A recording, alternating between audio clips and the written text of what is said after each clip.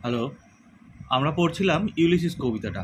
Ulysses কবিতার প্রথম অংশে দেখেছি ইউলিসিস গৃহকর্মে থাকতে থাকতে অলস হয়ে পড়ছে এবং সে আর থাকতে চাইছে না। সে আবার যাত্রা শুরু করতে চাইছে এবং তার পরবর্তী পার্টে আমরা দেখছি তিনি তার দায়িত্ব তার ছেলে টেলেমাকাসকে দিয়ে যাচ্ছেন এবং টেলেমাকাস কীভাবে তার রাজ্য শাসন করবে, সেই রাজ্য শাসনে কেমন পারদর্শী সে সম্পর্কে বর্ণনা দিচ্ছে।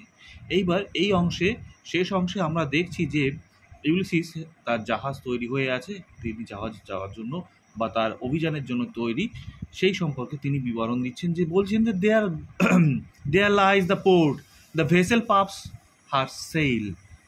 ওই অদূরে সে বন্দর দেখা যাচ্ছে। ভেসেল ভেসেল বলতে জাহাজ বা জলযান বলছে, জাহাজের পালগুলো যেন পাল ফুলিয়ে আছে, যাত্রার জন্য তৈরি। There gloom the dark broad sea, এবং সেখানে কি আছে? অন্ধকার বিস্তৃত সমুদ্র।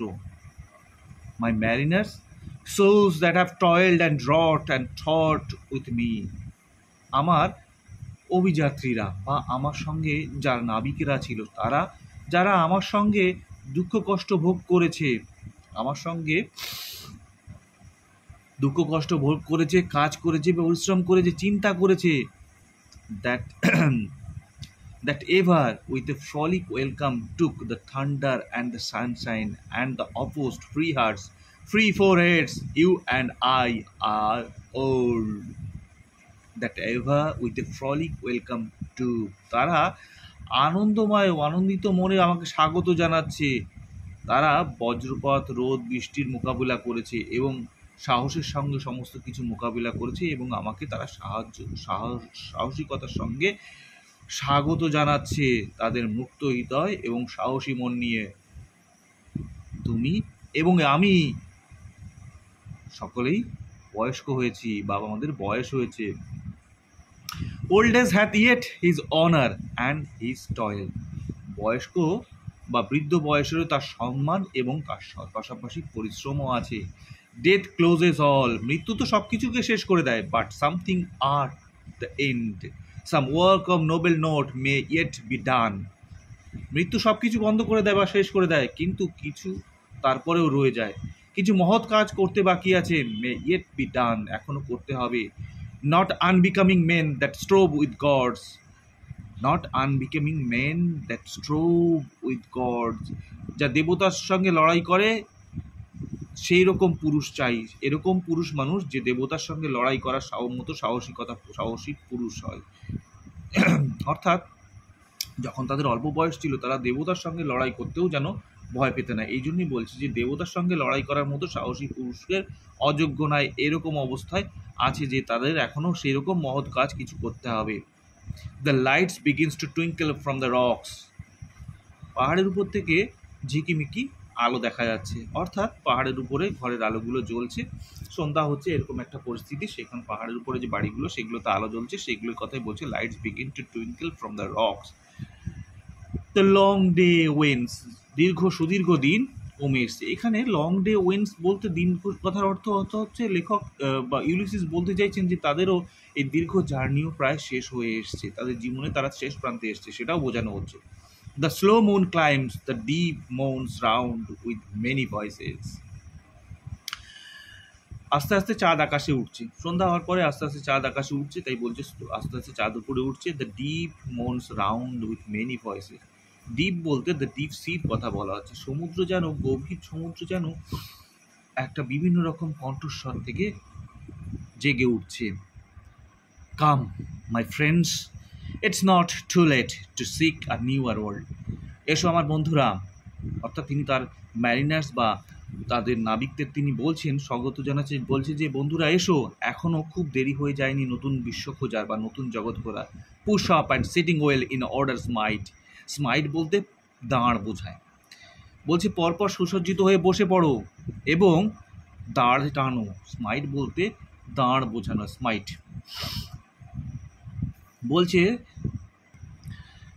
কাম my friends, it's not too late to see newer world, আসো আমার বন্ধুরা, এখনও আর দেরি হয়ে যায়নি নতুন বিশ্ব খোঁজার জন্য। Push up and sitting well in order smite, সুসজ্জিত হয়ে বসো এবং দাঁড় টানো। The sounding furrows, For my purpose holds to sail beyond the sunset and the birth of the western stars until I die. আমি ওই পাড়ের বা ঢেউয়ের কাজে তোমাদের দাঁড়ের আওয়াজ শুনতে চাই। আমার পারপোজ বা উদ্দেশ্য হচ্ছে কি, সেই সূর্যাস্তের অপর প্রান্তে চলে যাই, যত সময় না আমরা সূর্যাস্তের অপরে, অর্থাৎ তিনি মারা যাওয়ার পরে যেতে বলছেন বা মৃত্যুর পরের জগতের কথা বলছেন। And bath of all the western stars until I die, এবং যত সময় পশ্চিমের তারাগুলো যেখানে অস্ত যায় সেইখানে আমি পৌঁছাই, তত সময় মৃত্যুর আগে আমি সেই জায়গায় পৌঁছে যেতে চাইছি। It may be the gulfs will wash us down.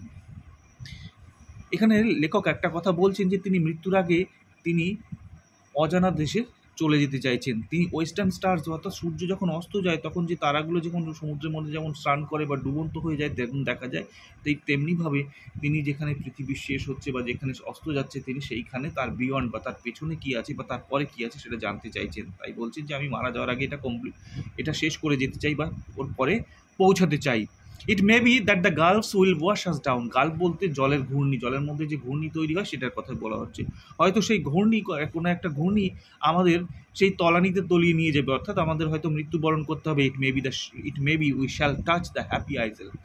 হয়তো আমরা সেই হ্যাপি আইজেলে যে উপস্থিত হব। হ্যাপি আইজেল হচ্ছে গ্রিক মিথোলজির মধ্যে হচ্ছে গ্রিক স্বর্গ।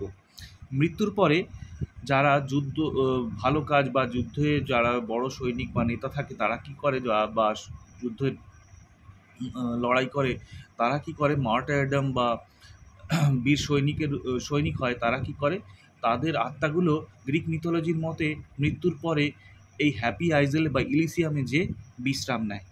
এখানে তাই বলছে যে হয়তো আমরা এইখানে যাত্রা করতে করতে অজানা দেশে যেতে যেতে হয়তো আমরা সেই হ্যাপি আইজেলে পৌঁছাবে। And see the great Achilles whom you knew.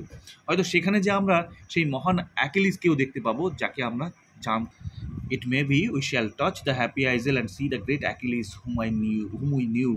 হয়তো আমরা সেই হ্যাপি আইজেলে পৌঁছাবো যেখানে মৃত্যুর পর আত্মারা বিশ্রাম নেয়, এবং সেখানে যে সেই মহৎ অ্যাকিলিস বা মহান যোদ্ধা, ট্রোজান ওয়ারের যে মহৎ যোদ্ধা যাকে আমরা জানতাম তার সঙ্গে আমার দেখা হবে।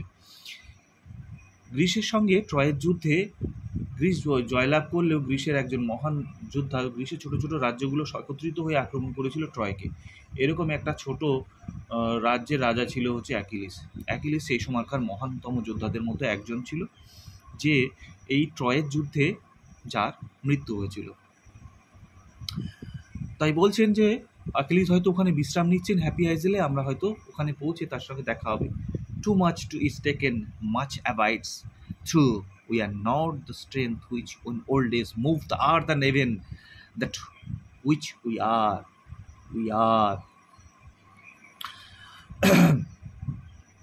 অনেক কিছু কেড়ে নেওয়া হয়েছে, অনেক কিছু এখন অবশিষ্ট হচ্ছে, কিন্তু টু মাচ ইজ টেকেন, অনেক কিছু চলে গেছে বা কেড়ে নেওয়া হয়েছে, অনেক কিছু এখনও আছে।